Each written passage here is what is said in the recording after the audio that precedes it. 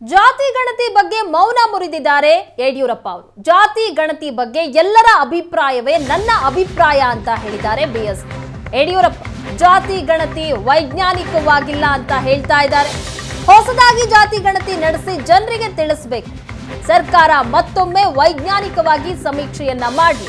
ಸರ್ಕಾರಕ್ಕೆ ಮಾಜಿ ಸಿಎಂ ಯಡಿಯೂರಪ್ಪ ಈ ರೀತಿ ಮನವಿಯನ್ನ ಮಾಡಿಕೊಂಡಿದ್ದಾರೆ.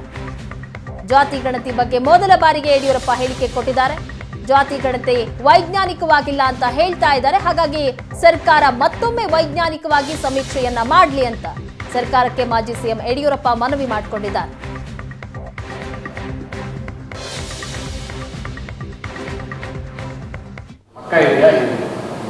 ಎಲ್ಲರ ಮನಸ್ಸಿನಲ್ಲಿ ಈಗಾಗಿರುವಂಥ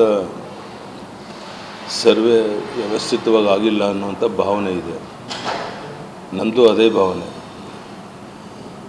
ಸೊ ಅದಕ್ಕೋಸ್ಕರ ಹೊಸದಾಗಿ ಒಂದು ಜಾತಿ ಗಣತಿ ನಡೆಸಿ ವಾಸ್ತವಿಕ ಸ್ಥಿತಿಯನ್ನು ಜನರಿಗೆ ತಿಳಿಸಬೇಕು, ಆ ಪ್ರಾಮಾಣಿಕ ಪ್ರಯತ್ನ ಮಾಡಬೇಕು ಅನ್ನೋಂಥ ಒತ್ತಾಯವನ್ನು ಈ ಸಂದರ್ಭದಲ್ಲಿ ಸರ್ಕಾರಕ್ಕೆ ಮಾಡ್ತಾರೆ.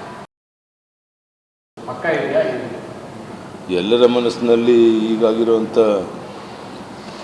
ಸರ್ವೆ ವ್ಯವಸ್ಥಿತವಾಗಿ ಆಗಿಲ್ಲ ಅನ್ನುವಂಥ ಭಾವನೆ ಇದೆ. ನಂದು ಅದೇ ಭಾವನೆ.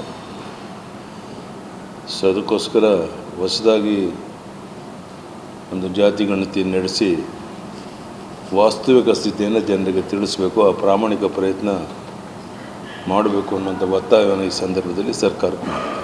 ಧನ್ಯವಾದ.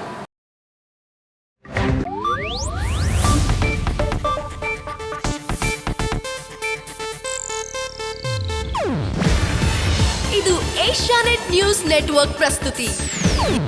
ನೀವು ನೋಡ್ತಿದ್ದೀರಾ ಏಷ್ಯಾನೆಟ್ ಸುವರ್ಣ ನ್ಯೂಸ್.